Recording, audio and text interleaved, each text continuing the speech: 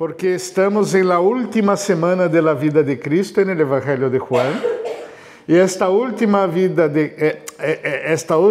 parte, esta última semana de la vida de Cristo, que después viene la crucificación y la resurrección, 40 días más y empieza la iglesia de Hechos, capítulo 2, que estudiamos domingo pasado. Pero ahora vamos a dar un pasito hacia atrás, ¿no? Pouco más de 40, 50 días ahí. Y vamos a entrar en el contexto de Jesús con los discípulos, haciendo ahora teniendo charlas con los discípulos, dedicándose de manera profunda con sus discípulos, hablándoles de los principios de la vida cristiana, de los desafíos que ellos tenían por delante y de las garantías que Cristo mismo estaba dando de la obra que ellos iban a realizar. Entonces estamos en este contexto. Pastor Billy predicó el domingo, no el pasado, el otro, sobre Jesús lavando los pies de los discípulos e enseñándoles los principios de servir como verdaderos cristianos. Él era el Señor y lavaba los pies a sus discípulos. Era una tradición que se tenía de cuando uno llegaba en la casa con los pies, con sus sandalias llenas de polvo de la tierra, de los caminos de tierra. Entonces la persona honrada llegaba y el anfitriano lavaba sus pies para que pudiera estar confortable en su casa. Para ellos era una expresión de servicio y de honra, ¿no? Yo me pongo a imaginar si nosotros practicáramos esto acá, no es de nuestra cultura, ¿no? Entramos con los zapatos sucios en la casa de las personas y está todo bien, ¿no? Ahí está. Se mete en la casa, ¿no? Hacemos así, ¿verdad? Los americanos, cuando vendíamos, yo era vendedor también ya fui vendedor de tapetes, de carpé. Alfombra, que se pisa. Sí. Alfombra. Entonces, las alfombras, nosotros tenemos acá una ahí enfrente, ¿no? Rectangular, ¿no? Pero porque los latinos llegan en la casa, limpian los pies, no menos, ¿no? Pero menos hacen esto y entran. Los americanos no tienen los norteamericanos no tienen esta costumbre. Entonces, nosotros teníamos que poner alfombras para que limpiaran sus pies para adentrar a un sector que no necesitaba limpieza en las empresas. Y los americanos entraban y no hacían esto. Entonces nosotros entendimos que no era una mala educación, era una manera cultural de adentrar a un lugar.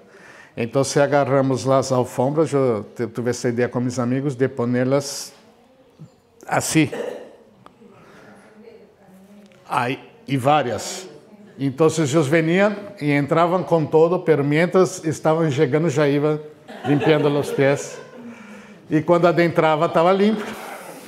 Porque se não hacían isso, então, bueno, ponemos 6 e quando ele adentre a peça, vai estar caminhando por ela. São maneiras culturais, não? de portar-se. Pero esto de lavar los pies es algo muy íntimo, ¿no? Muy íntimo. Entonces Jesús con este ambiente empieza una charla con sus discípulos en la mesa, reunidos en la mesa, y ellos van a charlar. Entonces vamos a pensar en esta situación en el Evangelio de Juan, que estamos viendo. Ustedes pueden acompañar ahí el Evangelio de Juan. Nosotros vamos a tentar cobrir hoy del capítulo 13 del Evangelio de Juan, del 21 al 38. Vamos a tratar de cubrir, ¿está bien? Tenemos ahí 40 minutos para tentarmos cobrir esta parte de las Escrituras y terminar el capítulo 13, ¿ok? Entonces, Evangelio de Juan, capítulo 13, 21 a 38, ya vamos a hacer la lectura. Pero antes quisiera pensar con ustedes, hacerlos acordar, nosotros ya lo hicimos antes, el propósito del libro. ¿Cuál es el propósito del libro del Evangelio de Juan? Entonces, el capítulo 20, verso 30 del Evangelio de Juan dice: hizo además Jesús muchas otras señales en presencia de sus discípulos, las cuales no están escritas en este libro. O sea, Jesús hizo muchos milagros, muchas cosas que no están escritas en el Evangelio todavía. Pero estas se han escrito, las que estamos tratando de estudiar, pero estas se han escrito para que creáis que Jesús es el Cristo, el Hijo de Dios, y para que creyendo tengáis vida eterna. Creer que Jesús es el Cristo, el Mesías prometido, creer que Él es el Hijo de Dios, o sea, el propio Dios, y creer, y creyendo, tenemos vida eterna.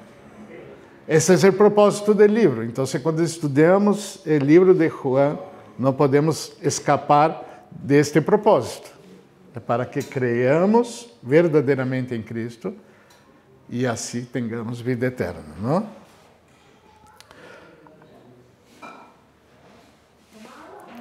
Vamos pensar agora em los 7 milagros que Jesus disse no Evangelho de Juan, 7 milagros que generam discursos sobre quem Cristo é e lo que proporciona ao ser humano, que é a salvação.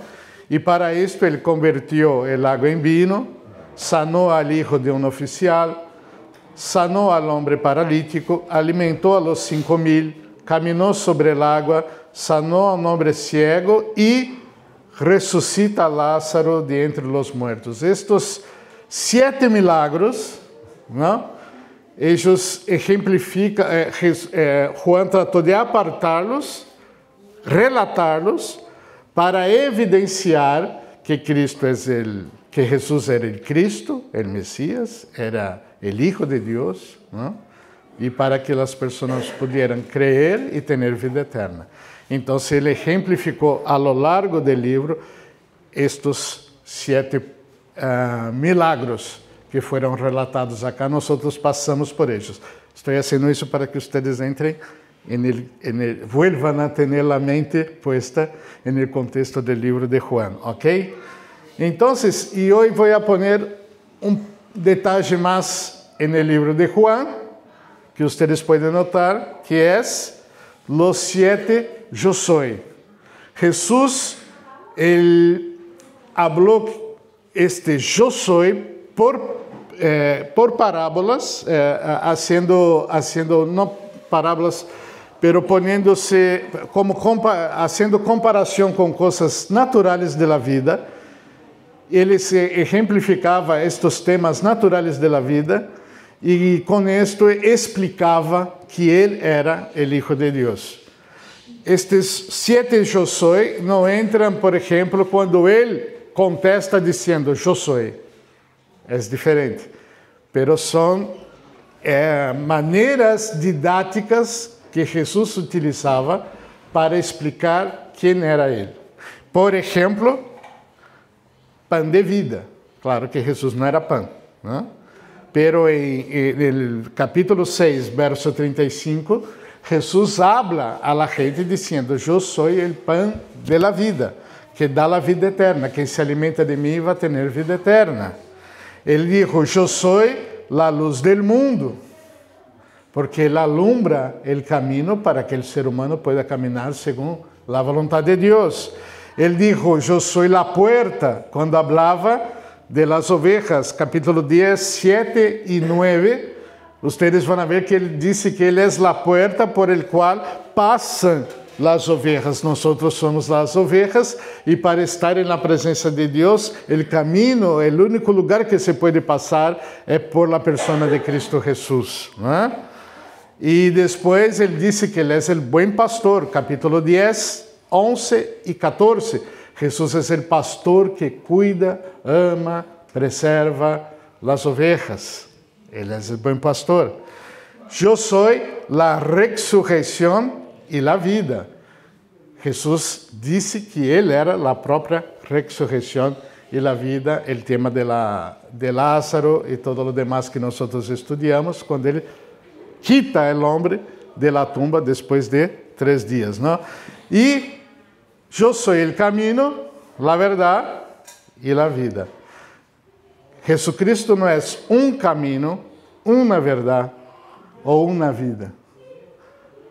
Jesus é o caminho, a verdade e a vida. ¿No? Então, temos que entender a proeminência de Cristo e suas palavras em nossas vidas. Não há plan B. Há só um plano. O correto é Cristo Jesus. Não há plan B. ¿No? Então, os 7 eu sou estão aí. La vid verdadeira. Jesus é la vid. ¿No? Juan 15, 1 e 5. ¿No? Eu sou a vid, vosotros los pámpanos, el que permanece em mim e eu em ele. Este lleva muito fruto, porque separados de mim, nada podes fazer. Então, na figura de la vid, Jesus expressa sua relação com os sujos. ¿No? Então, os 7 eu sou se encontram no Evangelho de Juan. Ok? Agora vamos fazer a leitura del 21 hasta el final del capítulo.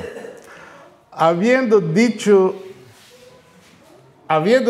esto, se conmovió en espíritu y declaró y dijo: de cierto os digo, que uno de vosotros me va a entregar. Entonces los discípulos se miraban unos a otros, dudando de quién hablaba.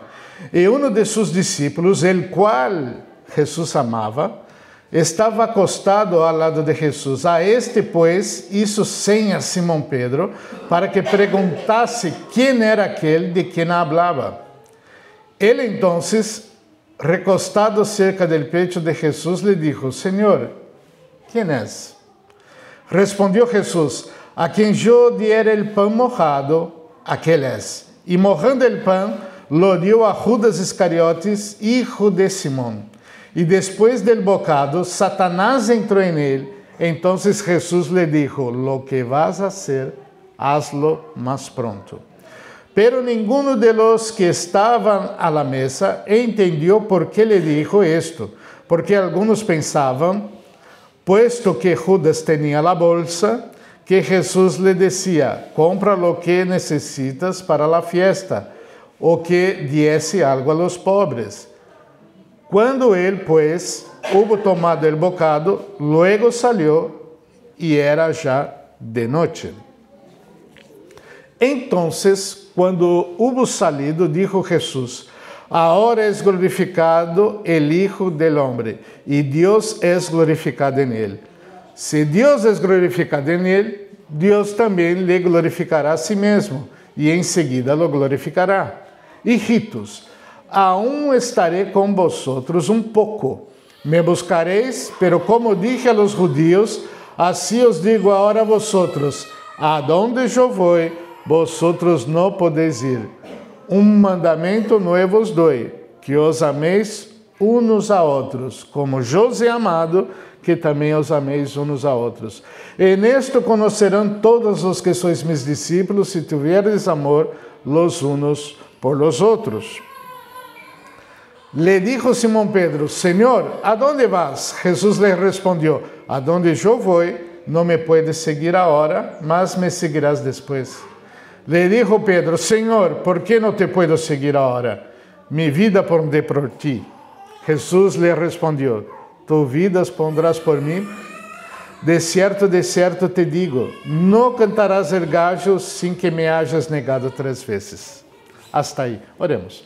Deus querido, graças por el texto, graças por el día, graças por las personas que tu conduciste hasta acá.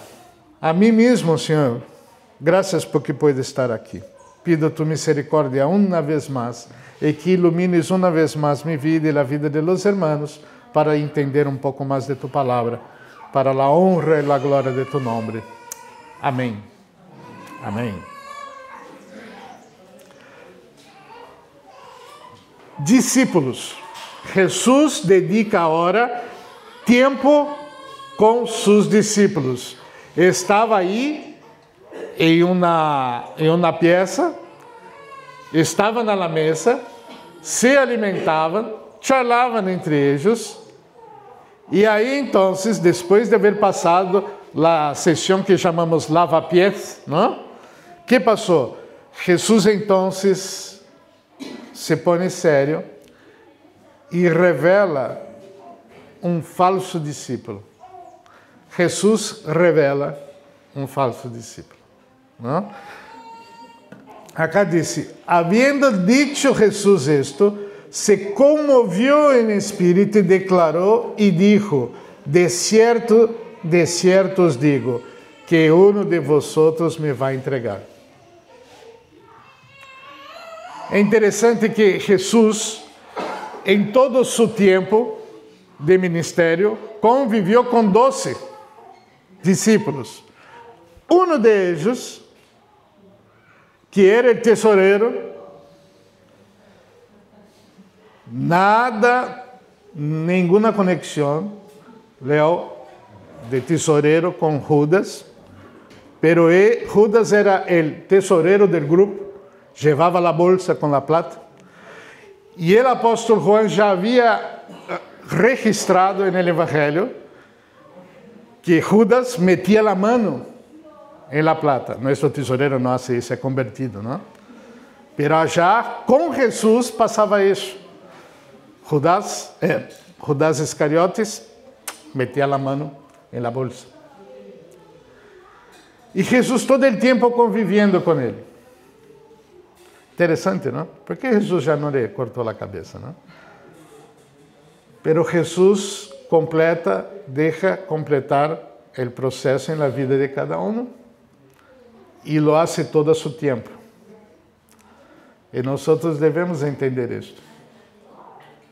A vezes decimos, como o salmista disse, não? Como pode? Eu sigo a Deus e estou acá sofrendo, dizem alguns salmistas, não? E aqueles que não te siguen estão bem, com plata, desfrutando da vida, e eu acá sofrendo. E a resposta sempre em los salmos, quando há este tipo de expressão, e isso se repite mais de uma vez, é que a seu tempo Deus trabalha e interviene. Um dia haverá paz plena. Mientras tanto, Deus está trabalhando na vida de todas as pessoas para cumprirem seus desígnios. Deus está tratando. Então, acá, Jesus, em este determinado ponto de sua vida com seus discípulos, já para entregar-se a la cruz para morir por nós, por toda a humanidade, e naquele momento, acá disse que se comoviu.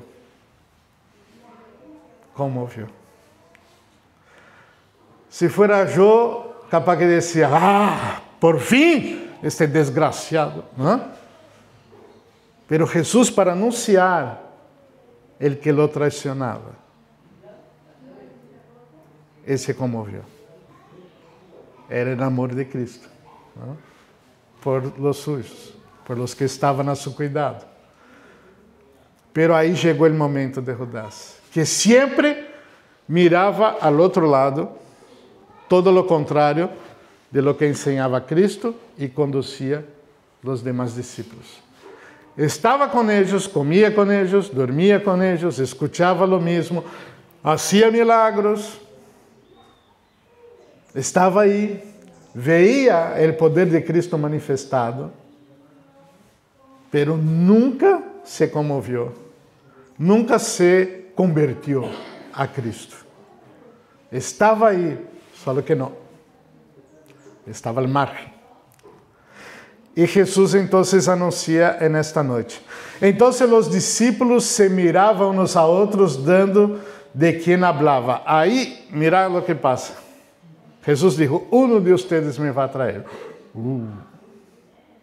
Ahí todos empiezan a mirarse. ¿Quién será? ¿Quién será? Uno de nosotros. Los dos estaban ahí. Y uno de sus discípulos, el cual Jesús amaba, estaba recostado al lado de Jesús. El discípulo amado de Jesús, identificado en las Escrituras, era el propio Juan. Y ustedes podrían decir, ¿pero por qué Juan era amado? Era conocido como discípulo amado. Acá la Biblia dice que mucho es perdonado, mucho ama. Y en la proporción en que amamos a Dios, somos amados. ¿Ustedes comprenden?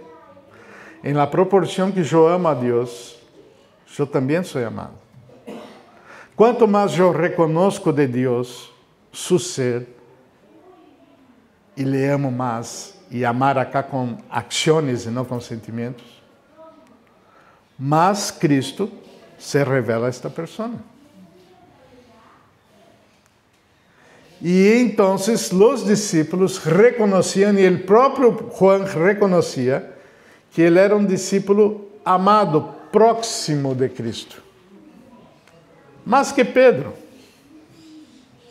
Pedro fue separado después para ser el primer gran líder de la iglesia. El precursor de la iglesia. Las primeras prédicas fueron por Pedro. Pero la relación era esta. No es una relación que uno es perfecto. Como David en el Antiguo Testamento, decían que David tenía el corazón de Dios. David tenía el corazón de Dios. Adulteró, mandó matar al marido, perdió el hijo por eso, pecó de nuevo. Parte de su pueblo fue muerto por haber pecado.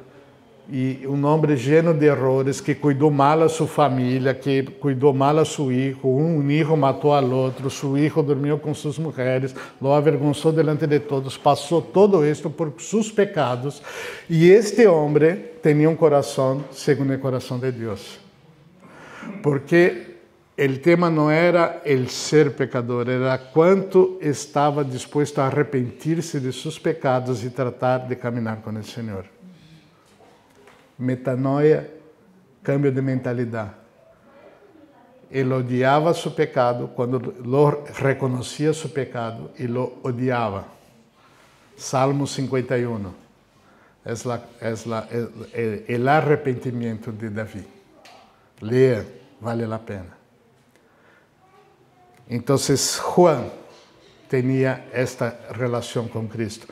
Então, uno de sus discípulos, el cual Jesús amaba, estaba recostado al lado de Jesús. Ellos se sentaban probablemente en el piso, con una mesa baja, y comían ahí, probablemente. Y entonces estaba como que recostado bien al lado de Cristo, y a este pues hizo señas Simón Pedro para que preguntase quién era aquel de quien hablaba. Eso pasa en la familia, ¿no? El hijo que es más pícaro, que no tiene mucho crédito por las mentiras, por lo bandido que es, y tiene el hermano que es más obediente y todo lo demás, cuando quiere saber algo de padre, anda ya y preguntar a papá y mamá cómo es la cosa, pedirles permiso para que vayamos al cine, porque si yo voy, ya voy con crédito a menos. El obediente tiene crédito de más. El padre ama igual a todos. Pero la porción es la porción. Mi primera hija fue muy corregida. Hasta los 6 años, impresionante. Era dura. La otra que vino ya se dio cuenta que la cosa era fea, porque miraba a la hermana ahí que sufría. Y vos, así, sí, ya obedecía. Más viva. La tercera, entonces, ya, una mirada ya... Pero la primera sufrió un poco más. Todas son amadas, pero algunas son tratamientos distintos, ¿no? Para mantener los mismos principios, tenemos tratamientos diferenciados según el corazón del hijo, porque tenemos que ministrar al corazón de los hijos, ¿verdad? Y entonces acá, en el grupo con Jesús, como Juan era la persona más identificada con Cristo, que andaba más cerca y todo lo demás, y Pedro, psst, psst. Porque Pedro era sempre aquele que metia a pata, que se avançava os limites e sempre, não? Então ele disse, bueno, vou utilizar a meu amigo Juan acá para perguntar. Ele hizo assim, a perguntar-lhe quem é o que vai trazer, perguntar-lhe. E então, recostado cerca do pecho de Jesus, le dijo, Senhor, quem é? Juan, Senhor, quem é que te vai trazer? ¿No? Respondeu Jesus, a quem eu diere el pan mojado, aquel es, y mojando el pan, le dio a Judas Iscariotes, hijo de Simón. Ele foi explícito, eu vou mojar el pan, e al que eu diere el pan, este é o que me vai trazer. E é impressionante que nenhum deles se deram conta. Eu creio que eles estavam tão preocupados se eram ellos, não? Que não entenderam. Porque depois do bocado, Satanás entrou em ele. Viste que Judas era uma pessoa já assediada por Satanás. E neste momento ele passa a ser possuído por completo. Por que uma pessoa passa a ser possuída por Satanás? Porque ela já está em seu ser entregue a Satanás. Já em Brasília, não sei acá nunca, mas já mirando os periódicos, a vezes, el que cometeu um assassinato ou algo muito cruel, dije, por que existe isso? El Satanás tomou meu corpo e isso tal coisa. E é verdade. Muitas vezes Satanás toma o corpo da pessoa e hace o que hace. Só que Satanás só tomou o corpo da pessoa porque a pessoa é o próprio Satanás, que está aí à disposição do diabo para quando o diabo entenda interessante, se meta em todas as faculdades mentais do ser humano. Quem pode ser habitado por Satanás? Qualquer pessoa que não tenha adentro de uno mesmo o Espírito Santo. Se está o Espírito Santo, Satanás não pode, porque esta pessoa tem o sello do Espírito Santo, pertence a Cristo. Afuera de isto, qualquer pessoa pode ser tomada por Satanás, segundo seus planos aí maléficos, não? É assim. Então, Judas todo o tempo quiso mirar para o outro lado, quiso meter a mão na bolsa. Não era Satanás que estava metendo a mão na bolsa, era Judas. Ele estava listo para traicionar a Cristo por qualquer moneda de plata. 30 moedas. Ele estava disposto. Pero Satanás aí lo toma para ser o que queria ser. E então, o que vai a ser, hazlo mais pronto. Ou seja, Jesus está dizendo, se terminou o tempo, agora eu vou à cruz e ele me vai traicionar. Jesus conhecia os tempos e agora estava passando o que tinha que passar. Pero ninguno de los que estava à mesa entendió lo que ele dijo, por qué le dijo esto. Ellos escucharon lo que Jesús habló, lo que tiene que hacer, hazlo rápido. Pero los discípulos entendieron que lo que hacía uno que estaba con la bolsa era hacer algo relativo a la bolsa. Repartir entre los pobres, ¿no? Acá dice, cuando él pues hubo tomado el bocado, luego salió y era já de noite. Então, para que ninguno de los, el 28 disse, pero ninguno de los que estaban a la mesa entendió por qué le dijo esto. Cuando él, pues, hubo tomado el bocado, luego salió e era já de noite. Então, vocês veem que Jesus, nesse momento, revelou um falso discípulo. O falso discípulo sempre vai ser desmascarado por Cristo Jesus, em algum momento. Falso discípulo. O falso discípulo nunca está comprometido com os verdadeiros discípulos. Nunca está comprometido com o maestro. Camina com eles, pero seu objetivo aponta para outro lugar. Este é o falso discípulo. E nós outros não temos que estar preocupados acá, como grupo agora, como discípulos, quem é o falso discípulo. Henrique, orar a Cristo e perguntar-lhe, que eu sou mais amoroso que eu. Descubra para mim quem é o falso discípulo. Perguntar. Não, não é esta a preocupação. Cristo trata e revela e expõe os falsos discípulos. Os falsos discípulos chega um momento que não aguentam mais a palavra. A palavra de Cristo é boa, hasta que ella empiece a tocar mis buenos pecados, os pecados que eu amo, a maneira de pensar que eu tenho, quando afeta minha cosmovisão, quando tenho que cambiar a maneira de entender coisas, aí complica.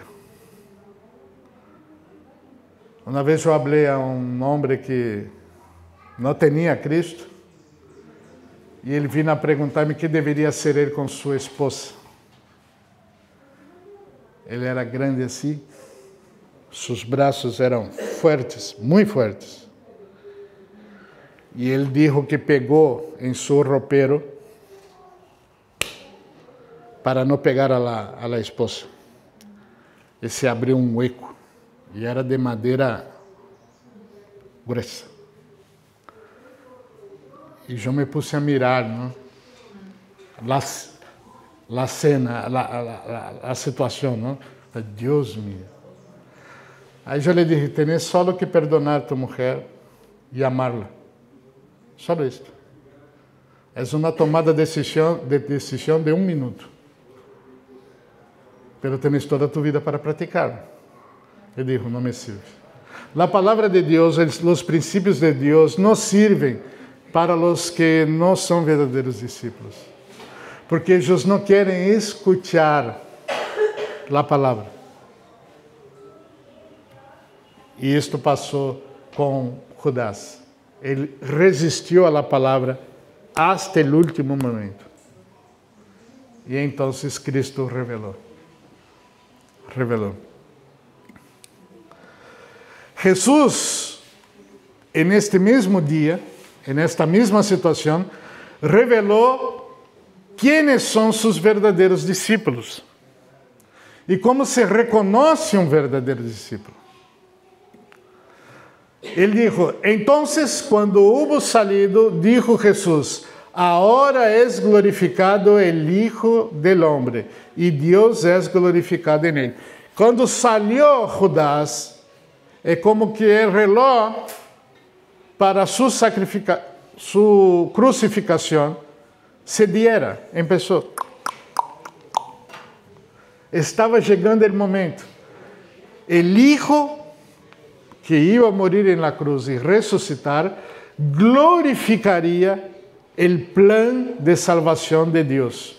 Allá no Edén, quando dijo a Eva que de sua geração iba a sair o Salvador do mundo, aunque Satanás tratara de matá-lo, Deus iria ressuscitá-lo e solucionar o tema da humanidade. O clímax, o ponto mais alto da obra de Cristo foi a cruz, com a ressurreição. Aí Deus foi glorificado. O plano estava completo. Ahora todos los pecados nuestros estarían siendo clavados en la cruz. Los pecados de nosotros que venimos después, de los que estaban antes esperando que esto pasara, y en el momento de los que estaban ahí conviviendo con Cristo, todos los pecados de toda la humanidad en todos los tiempos estaba teniendo la solución esperada. Cristo murió en la cruz por nuestros pecados y resucitó. Entonces Dios, con su plan perfecto, sería entonces glorificado. Y él dijo, si Dios es glorificado en él, Dios también le glorificará en sí mismo. Y enseguida le glorificará. Lo que Cristo está diciendo es que Dios me va a glorificar porque me va a resucitar. Y esta es la propia gloria de Dios que se glorifica en él. O sea, aquella cosa de la Trinidad que uno está totalmente afetando al otro y otro está totalmente afetando al uno, porque es una sola persona, en tres personas, no entendemos esto, pero esta glorificación se da en el momento que Dios Hijo pasa por este proceso. Y ahí hay esta gran glorificación. Entonces Cristo está hablando, ha llegado el momento, Dios va a ser glorificado. Ahora ustedes van a entender. Y ahí él hace una advertencia a los discípulos, él dice, hijitos, los discípulos, aún estaré con vosotros un poco. Me buscaréis, pero como dije a los judíos, así os digo ahora a vosotros, a donde yo voy, vosotros no podéis ir. Él dijo al pueblo judío que lo buscaba, que él iba a un lugar donde los judíos no iban a poder estar con él, que era en la cruz. Y él ahora dice a sus propios discípulos, mira, ¿sabe lo que dije a los judíos? Mira, esto sirve para ustedes ahora. Yo voy a un lugar que ustedes no pueden ir. Voy a estar un poco más con ustedes, porque estaba en la semana que anticipaba su crucificación. Yo voy a estar un poco más, pero después ustedes no me van a encontrar. Era un momento que los discípulos iban a pasar. Entonces, él dijo un mandamiento nuevo a sus discípulos. Como que diciendo, ¿ustedes van a estar preocupados en buscarme? No, yo voy a dejar a ustedes un mandamiento. Un mandamiento nuevo os doy, que os améis unos a otros, como yo os he amado, que também os améis unos a outros. Ele dijo, agora ustedes têm que amar-se. Preocupem-se com isto, em amar-se. ¿Por quê? En esto conocerán todos que sois mis discípulos, se tuvieres amor los unos con los otros. El amor es la evidencia del verdadero discípulo. Jesús apontó el falso discípulo en su manera más explícita, Judas. Pero ahora ele aponta uma acción que revela quiénes son los verdaderos discípulos, los que se aman. Nosotros nos amamos. Se nos amamos, somos verdadeiros discípulos. Se não nos amamos, não somos verdadeiros discípulos.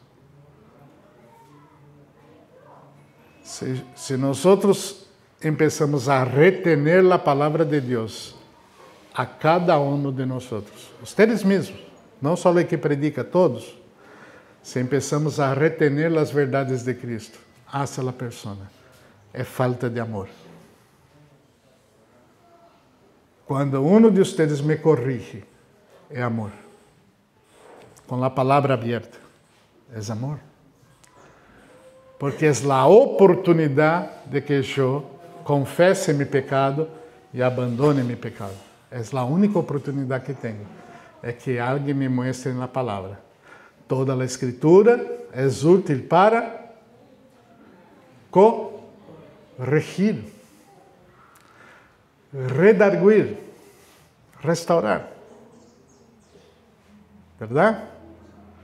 Corrigir é buscar a pessoa e apontar-lhe o caminho de regresso a lo mejor. instruir em justiça, dar instruções em la justiça, em la verdade, para que uno não caiga. Se negamos isto a nossos filhos no hogar, é uma péssima demonstração de amor. A nossa esposa, a nosso esposo, o relacionamento familiar. Amar não é deixar a pessoa pecando e não intrometer-se porque ela se enojará. É dizer, mira, isto está mal e te vai ser muito mal. Vai prejudicar-te. A Bíblia diz isto. Hacer caso à palavra. Unos a outros. Amor. Llevar a sobrecarga de los demás. Todos llevamos nossa carga. Pero a vezes um irmão está com uma sobrecarga. E nós então todos aliviamos esta sobrecarga para que ele pueda seguir. Seja em lo financeiro, lo emocional, lo profissional, en el ministério, lo que seja. Uma comunidade de amor. En esto se identificam os verdadeiros discípulos. Pero há terceiro ponto neste texto que temos que notar, que é quando Jesus revela a debilidade do verdadeiro discípulo. Que é algo que todo discípulo verdadeiro tem que ter em conta, que eu sou débil para poder ser um discípulo verdadeiro, pleno. Eu não tenho em mim mesmo a possibilidade de serlo. E tenho que declarar todos os dias a los hermanos e a Deus em primeiro lugar que eu sou totalmente dependente de Deus e de mis hermanos para seguir caminhando. Eu falava com o pastor Billy esta semana de hermanos que são ermitaños. Eu tenho a Bíblia, eu tenho meu Deus, eu me encerro em minha casa e sigo minha vida. Bien. El Evangelio según él mismo. Porque el Evangelio de Juan, de Marcos, de Lucas, de Mateo, los Evangelios, las enseñanzas de Cristo no apuntan para esto. Todo lo contrario. Somos totalmente dependentes de la Iglesia de Cristo Jesús para cumprir lo que somos. E Cristo revela a debilidade de um discípulo nestes textos finais, nesses 3 versos finais. Ele dijo, le dijo Simão Pedro, aí Pedro já não pede mais a Juan que hable. Agora hablo eu. Agora vou falar eu. Não? Aí Pedro disse, Senhor, ¿a dónde vas? Jesus lhe respondeu, a donde eu vou não puedes seguir agora, mas me seguirás depois. Pero agora não te toca. Não me vas a seguir. Le dijo Pedro, Senhor, ¿por que não puedo seguir agora? ¿Por que não? ¿Por que não? Mi vida pondré por ti. Estou disposto a morir por ti. Dale, Jesus. Eu e vós não mais. Contra tudo e contra todos. Decime a donde vas e vou contigo. E me pongo delante de vós. Pecho aberto. Vení nomás. Estou com Jesus acá. Aí Jesus lhe respondeu, tu vida pondrás por mim? Em sério? Em sério crees que sois el gran discípulo? El poderoso discípulo? Que se garante solo? De cierto te digo, não cantará el gallo sem que me hayas negado 3 vezes. Eles estavam já de noite. E ele disse, antes que o gallo cante, amanhã, já 3 vezes me vas a negar. Jesus está explicando para Pedro que ele não pode nada.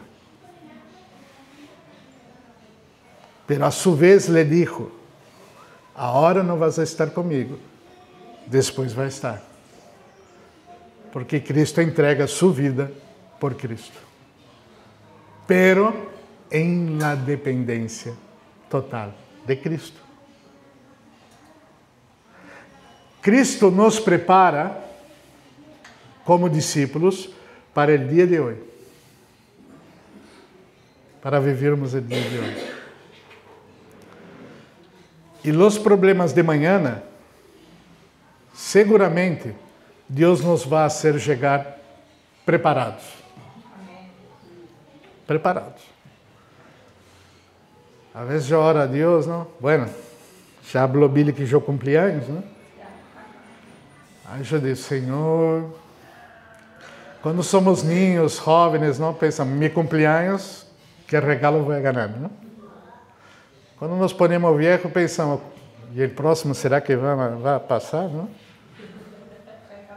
Já há uma preocupação diferente, não? Está brava a coisa. E empezamos a fazer as contas, não? Se eu viver agora o mesmo que eu já vivi, eu terei 100 e tantos anos. Não. Já passou a metade. Um quarto, e empezamos a fazer conta, não? E Cristo disse a nós que o dia de manhã, quando chegue com suas lutas, Ele nos vai preparar. Porque nós não aguentamos. E se Deus, por algum momento, começar a contar como seriam nossos dias, de acá por delante, não aguentaríamos. Não aguentaríamos. Porque temos um pecado que não nos deixa aguentar o que vem. Então, Deus não antecipa muitas coisas de nossa vida. Ele antecipa que vai terminar tudo bem, que nós vamos passar a eternidade com Ele. Ele nos antecipa que em todos os momentos de nossa vida Ele sempre vai estar a nosso lado, que Ele nos vai proteger. E nós temos promessas que nos tranquilizam para o dia de manhã. Mas saber exatamente o que vamos passar. Estamos preservados disso. Estamos preparados em Deus, em Cristo Jesus, para viver o dia de hoje. E o dia de manhã Ele nos vai preparar para viver, e do ano que vem também, se estivermos acá o ano que vem. Então, Deus cuida a seus discípulos. Pero somos discípulos que caminham bajo a dependência de Cristo Jesus. Então, não há supercreyente. Há discípulos amados que aprendem as lições e las praticam. Há discípulos testarudos que passam por problemas reincidentes hasta aprender, como Pedro. Pero todos chegaremos à perfeição no dia que estivermos em sua presença. Pero nossa vida é de dependência. Cristo estava ensinando a seus discípulos para dependerem los unos de los outros. Não há nenhuma instituição mais impactante para o planeta que a Igreja de Cristo Jesus. Em cada uma de suas localidades. Não estou falando do reino de Deus por todo lado, até porque este reino aí nadie lo maneja. Pero a Igreja de Cristo Jesus, nossa responsabilidade. Todo o que concerne a Igreja de Cristo Jesus é nossa responsabilidade acá praticar. E isto tem um efeito espiritual, mundial, que vocês não se imaginam. Por isso, a Igreja de Cristo Jesus é importante. Como ela se organiza e ela se movimenta. Tivemos uma classe de Hechos, capítulo 2, a Igreja de Hechos, não? Como o primeiro modelo de igreja, com seus princípios que são normativos. Não? Os princípios, o que fizeram eles de corretos e evidenciaram o que realmente sigue para todas as igrejas, que são sérias na palavra. É a grande instituição do mundo. E nós fazemos parte dela. Eu trabalhei em mais de 2 multinacionais em minha vida, que movimentam muita plata no mundo, que movimentam muitas coisas, pero ellos no llegan en importancia a mover lo que mueve la Iglesia de Cristo en la tierra. Tenemos que tener conciencia de la importancia que la Iglesia tiene en nuestra vida. La Iglesia de Cristo Jesús, ¿no? No una placa o una personería jurídica. La Iglesia de discípulos que aman a Cristo y lo siguen, que son bíblicos, ¿no? Entonces, el gran desafío para nosotros, preguntarnos, ¿no?, si nosotros somos un falso discípulo, que solo desfruta, solo participa, pero sus ojos apuntan para otro lado y otros principios. Si somos personas que realmente aman a la Iglesia de Cristo Jesús. E se somos conscientes de nossa debilidade. De nossa debilidade. Cada dia que passa, aprendemos um pouco mais de Cristo. Eu consigo ver Deus cada dia mais grande em minha vida. Não alcanço sua grandeza, mas cada vez está mais grande quando vamos se aproximando dele. Proporcionalmente, cada vez sou mais chico.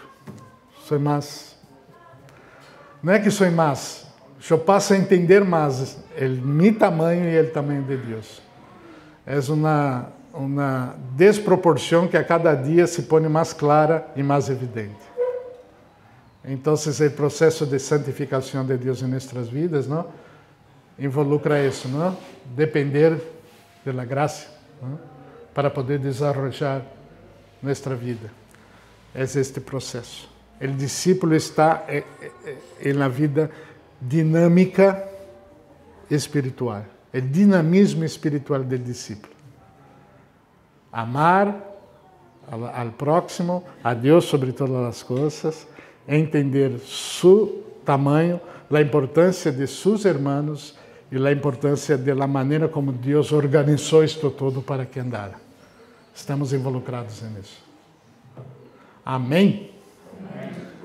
Amém. Glória a Deus. Que Deus nos habilite a viver esta vida como verdadeiros discípulos. Com uma oração, estamos despedidos. Com uma oração, nos despedimos e vamos tratar de amar-nos uns a outros. Amém? Deus querido, graças por tu palavra, graças por este tempo. Aprendemos coisas importantes sobre discipulado com este texto que tu nos deixaste. Ajuda-nos a ser verdadeiros discípulos que se amam, que verdadeiramente se preocupam uns com os outros, que se alegram nos momentos alegres, que sabem chorar junto com os que choram e atender à medida da necessidade a cada irmão que está entre nós. Que tu bendição alcance a toda tu igreja em la tierra, a cada grupo de la igreja reunida no mundo, que tu los bendigas e que eles também puedan desfrutar de esta plenitud. Gracias, Senhor, por este domingo. Quédate con nosotros sempre e inspira-nos, ó Deus, a cada dia a viver uma vida cristiana de acordo com tu palavra, com tus verdades. Ajuda-nos nesta semana, também te pedimos, em nome de Cristo Jesus. Amém. Bendiciones, hermanos, que Deus les bendiga.